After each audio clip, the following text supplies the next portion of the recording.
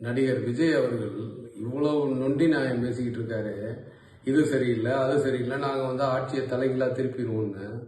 அவரு புலி படத்தில் நடிச்ச 15 கோடி ரூபாய்க்கு வரி கட்டாம இருந்ததை இன்கம் டேக்ஸ் போட்ட கேஸ்ல 1.5 கோடி ரூபாய் கட்ட சொல்லி வந்ததுக்கு கட்டலைன்னா கட்டிட்டு போக வேண்டியதானே.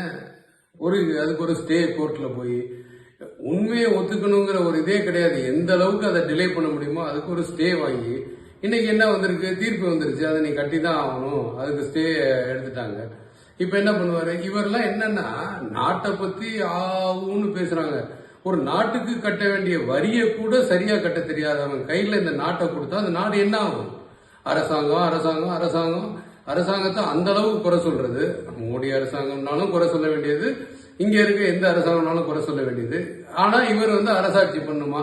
இவரே ஒழுங்கா இல்லையே, அப்புறம் எங்க இவர் இதை பத்தி பேசுறதுக்கு? அரசு ஆட்சியில அதிகாரத்துல இருக்கணும்னு ஆசைப்படுறவன் அரசாங்கத்துக்கு செலுத்த வேண்டிய வரியை ஒழுங்கா செலுத்தணுமா இல்லையா? அது பண்ணல.